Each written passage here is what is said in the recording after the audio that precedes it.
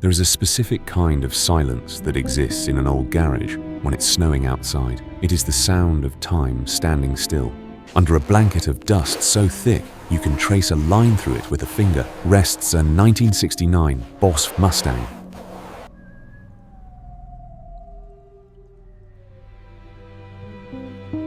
The rust is bubbling along the panels, and the iconic badges are flaking away at the slightest touch.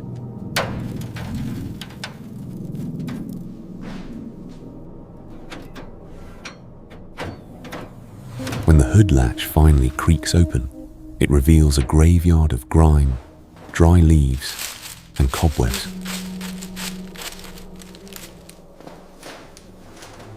Inside, the story is the same. Torn seats, mold, and a steering wheel wrapped in spider webs.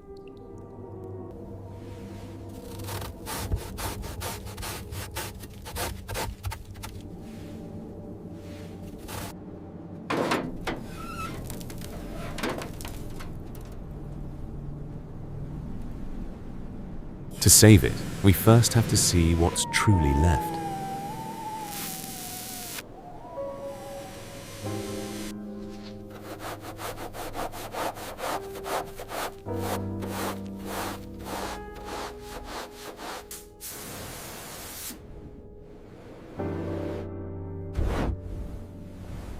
A dry rag across the windshield doesn't bring clarity.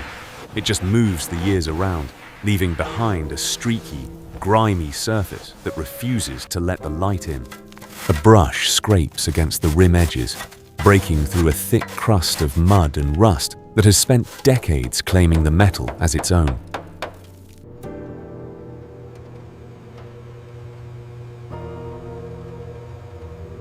The vacuum inhales the crunchy debris of 40 winters, but the deep, stubborn stains on the floor have no intention of leaving.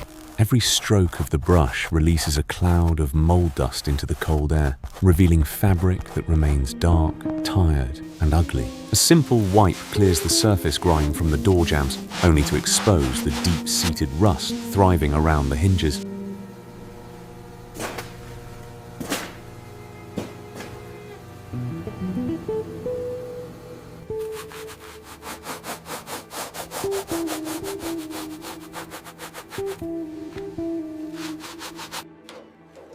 We begin with the exterior, removing the bumpers and unplugging the headlights until the car looks like a hollow shell.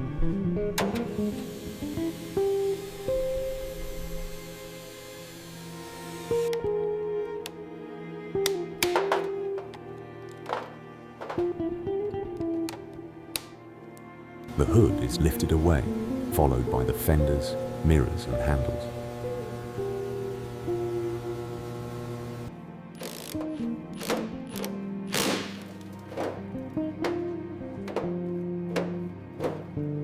The panels come away with the sound of crunching seams and snapping clips.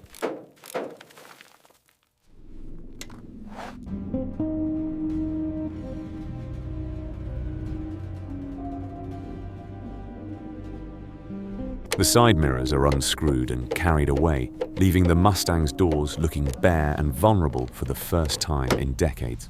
We remove the taillights next, feeling the brittle gaskets peel off slowly, crumbling like old parchment. With the lenses gone, the rear reveals its true age, a trunk panel that is deeply stained and etched with rust.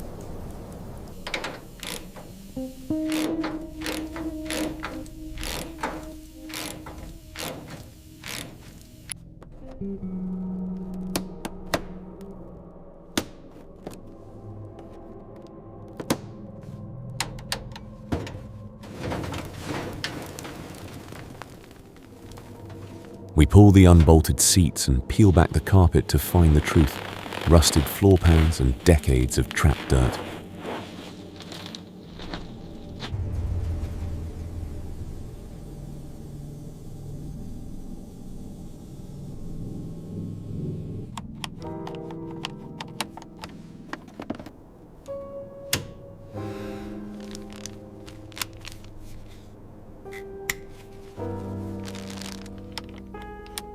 By the time the steering wheel and dash are bagged and labeled, the Mustang is just bare metal and wiring.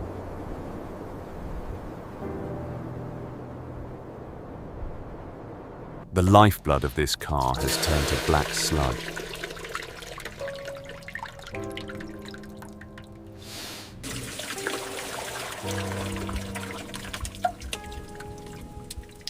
We drain the brown, rusty coolant and disconnect the heavy iron.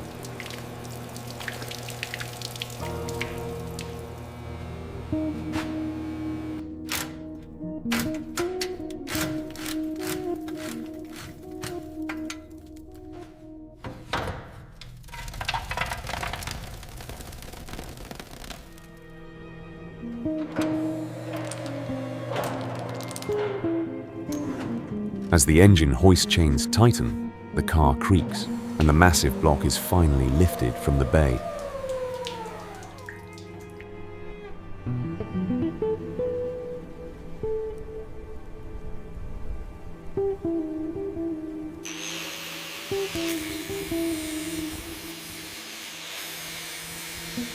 We grind away the rust, cutting out the crunchy metal and welding in fresh patches with slow, neat beads.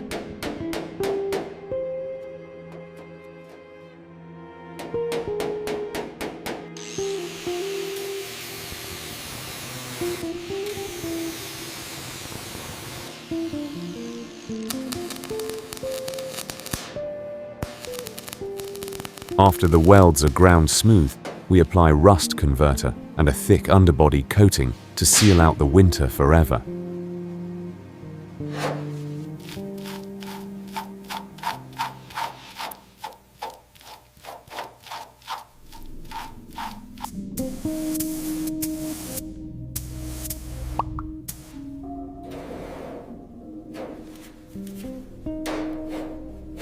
The transformation truly begins with the grit of sandpaper. As we work the body panels, 40 years of old paint fall away in heavy, silent sheets, finally letting the metal breathe again.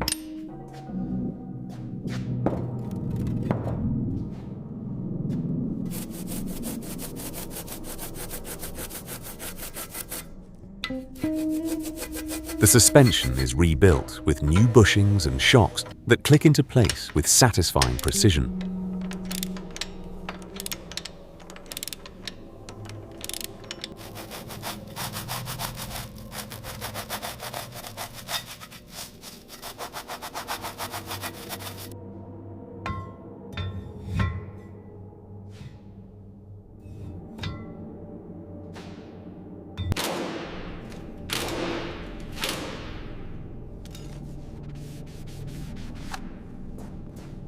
We sand away the years of neglect, cutting through the heavy corrosion until the metal is exposed, though the texture remains rough and scarred.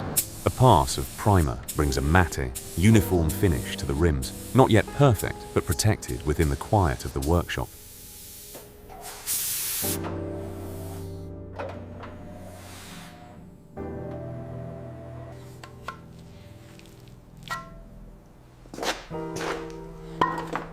The engine rebuild is a meditation in itself. We scrape the carbon from the pistons and soak the parts until the grease dissolves.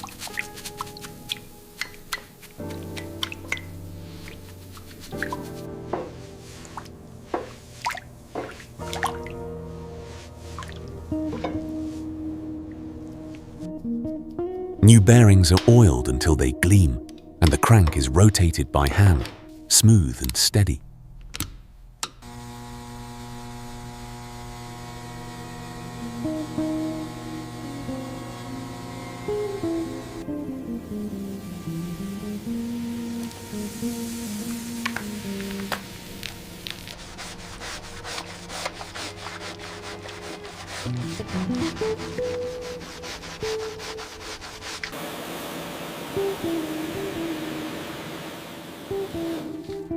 The body is coated in foam and rinsed until the metal is ready for the boot.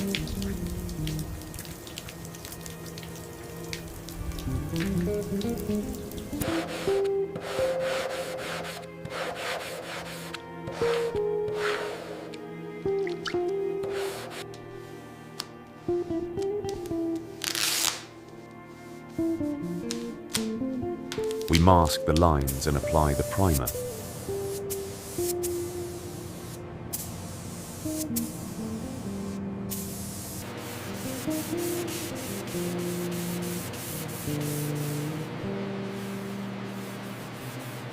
Then comes the base coat. The color deepens with every pass.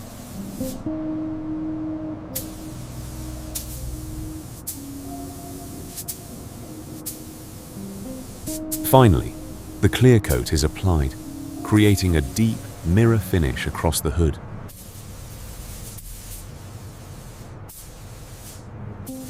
The rebuilt Boss 429 is lowered back into its home.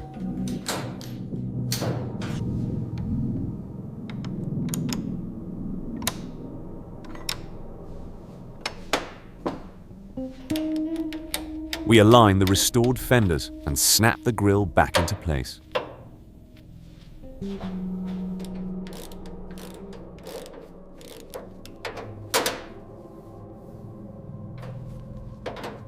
One final polish brings the paint to a glassy depth.